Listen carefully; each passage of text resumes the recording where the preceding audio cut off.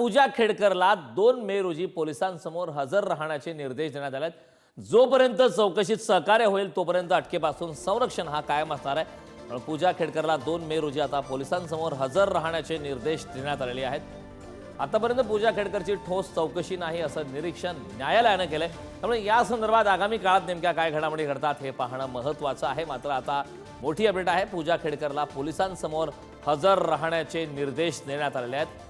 जोपर्यंत चौकशीत सहकार्य होईल तोपर्यंत अटकेपासून संरक्षण मात्र कायम असेल। आतापर्यंत पूजा खेडकरची ठोस चौकशी झाली नाही असं न्यायालयाचं निरीक्षण आहे। पूजा खेडकरला या संदर्भात आता मोठी अपडेट आहे। या संदर्भात ताजे अपडेट देण्यासाठी आपले प्रतिनिधी राजधानी दिल्लीमधून शिवाजी काळे आपल्यासोबत फोन लाईनद्वारे जोडले। शिवाजी, पूजा खेडकरला पोलिसांसमोर हजर राहण्याचे निर्देश देण्यात आले, काय अपडेट? डिसेंबर 2024 या सगळ्या प्रकरणामध्ये पूजा खेडकर यांचा जामीन दिल्लीच्या उच्च न्यायालयाने फेटाळला होता आणि त्यानंतर हे सगळं प्रकरण जे आहे ते सर्वोच्च न्यायालयामध्ये दाखल झालं आणि दाखल झाल्यानंतर सातत्यानं पूजा खेडकर यांना अटकेपासून संरक्षण मिळताना पाहायला मिळते।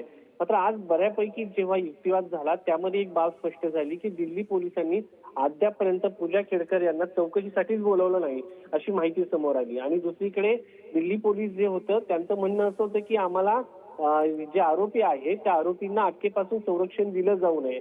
न्यायालयाचं म्हणणं होतं तुम्ही त्यांना चौकशीसाठी बोलवलंय का, तर तुम्ही चौकशीसाठी बोलवलं नाही, तुम्ही चौकशीसाठी का बोलवलं नाही अशी प्रश्नांची सरबत्ती केली आणि त्यानंतर पूजा खेडकर यांना तुम्ही थेट आता चौकशीसाठी उपस्थित राहा असे निर्देश न्यायालयाने दिले। त्यानुसार 2 मेला सकाळी 10:30 वाजता पूजा खेडकर यांना दिल्ली क्राईम ब्रँच समोर हजर राहण्याचे निर्देश न्यायालयाने दिलेले आहेत। त्यामुळे आता पूजा खेडकर या न्यायालयासमोर हजर राहतात का 2 मेला हा सगळ्यात महत्वाचा प्रश्न आहे। आणि जर त्या 2 मेला हजर राहिला नाही तर त्याच्यानंतर त्यांना दुसरी तारीख दिली जाईल आणि सातत्याने जर गैरहजर राहिला तर निश्चितपणे त्यांना अटकेपासून जे संरक्षण दिलेलं आहे ते निघालं जाऊ शकतं, ते काढलं जाऊ शकतं।